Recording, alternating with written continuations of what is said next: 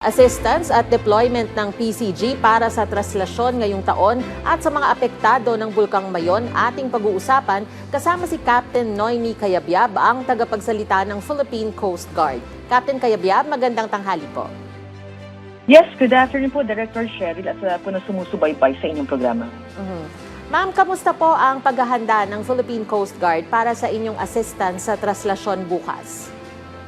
Handang-handa na po, Director, ang Philippine Coast Guard. Nag-deploy po tayo ng halos 500 personnel po natin. So ito po ay composed ng ating mga medical responders, kasama rin po yung ating Coast Guard K9 unit team, EOD at ang ating deployable response group. And bukod po dyan, Director, tayo rin po ay naglagay ng ating mga patrol boats and floating assets, particularly po sa vicinity waters ng Quirino Grandstand at Pasig River upang masiguro po ang seguridad at kaligtasan po ng ating mga didiboto na dadalo po sa naturang aktibidad po. Sa taunang selebrasyon pong ito, ano po yung pangunahing role ng PCG sa mismong araw ng traslasyon at ilan po yung deployment ninyo para dito? Well, una-una po, Director, ang ating pong role is to assist the Philippine National Police and even yung local government ng City of Manila para masigurado po ang successful itong conduct po ng ating translasyon. We have a total of 500 personnel to be deployed, kasama rin po yung ating mga floating assets po dyan. At ang pinaka-role po natin is to secure itong area po ng vicinity waters po ng Pasig River, yun po sa may Ayala Bridge at saka yung sa likod po ng Quirino Grandstand sa may Manila Bay po. Dito naman po sa pag-alboroto ng Bulkang Mayon, ano po yung mga pangunahing tungkulin ng PCG ngayong nasa alert level 3 na po yung bulkan? Ang ating pong stations po dyan, particularly po sa may Albay, is in close monitoring po, una sa progress po ng alert levels, and we are providing information po, Director, pagdating po sa kahandaan ng ating mga coastal residences po dyan. At we also identified po yung mga possible exits po ng lava flow. The Philippine Coast Guard also identified itong mga critical lava channels po. Kaya dito po tayo nakatutok pagdating po sa deployment ng ating mga tauhan at ating mga resources po. So we identified 7 critical lava channels, Director. Ito po yung Barangay Lidong, Barangay Padang, Buyuan, Matanag at Barangay Bunga, Mabingit sa Bay Albay po.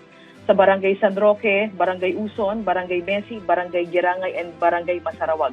So dyan po nakatutok ang Philippine Coast Guard, and kahapon po nagkandak rin po tayo ng evacuations ng ating po mga kababayan. So within the 6-kilometer permanent danger zone po. Ano naman po yung assistance ng PCG sa ngayon para naman po doon sa mga residenteng apektado ng aktibidad ng bulkan? Una-una po dyan yung continuous conduct po natin ng information campaign po in case po na magkakaroon po talaga ng pagkakataon na evacuate, yun po ay ang pagsunod po. At pangalawa po, nagkaroon na rin po tayo ng evacuation ng individuals din po dyan. Nabanggit ko po kanina. At ang pinaka-importante, Director, is yung close coordination natin with the PDRRMO field books and even yung Albay Public Safety Emergency and Management Office to maximize po, Director, yung ating lahat ng resources na gagamitin po pagdating po sa ganitong sitwasyon. Kamusta naman po yung koordinasyon naman po ninyo sa iba't ibang ahensya at lokal na pamahalaan para po masiguro na maayos po yung assistance?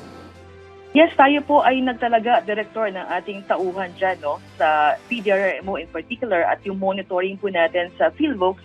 We have a close coordination po dyan. So lahat po ng ating mga resources ay naka-check-in na po at naka-standby na po at activated na rin po lahat yan in case natatawagin po ang ating mga DRG o ating mga personnel po kasama ang ating resources ay ready na po yan kaagad for deployment po. Sa ganito pong mga sitwasyon, ano-ano po yung mga kagamitan at resources na kadalasang hinahanda po ng Coast Guard? Una-una po, since ito pong possible na tatamaan is itong nabanggit ko po kanina, identified critical lava channels, we activated po yung ating mga land mobility and even yung mga radio equipments po natin.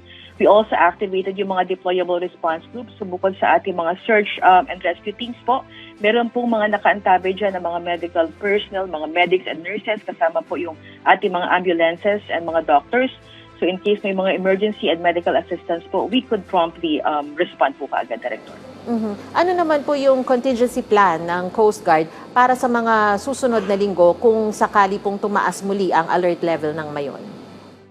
Well, unang-una, we are under the guidance po of the PDRMO. So nakalatag na rin po ang mga contingency plans po natin dyan and ready to be executed po. Ang role po ngayon ng Philippine Coast Guard is to stand by and activate our teams po. And kung meron pong direktiba, particularly sa pagkakandak po ng evacuations, yan po ang tinutugunan po ng Philippine Coast Guard. Nakaalalay po tayo sa province po para dagdag resources po sa pag-responde dito. Okay, mensahe nyo na lang po sa publiko, lalo na po sa mga dadalo sa traslasyon ngayong taon. Walang atin pong panawagan po sa ating mga kababayan na dadalo po sa Translasyon 2026. Una-una ay manatili po tayo maging alerto at i-report po natin kaagad sa otoridad kung meron po tayong napapansin na kahina-hinala. At of course, makipagtulungan po tayo sa lahat po ng direktiba ng ating lokal na otoridad upang mataguyod po natin ang kaligtasan at seguridad po na lahat ngayong Translasyon 2026 po. Alright, maraming salamat po sa inyong oras, Captain Noemi Cayabyab, ang tagapagsalita ng Philippine Coast Guard.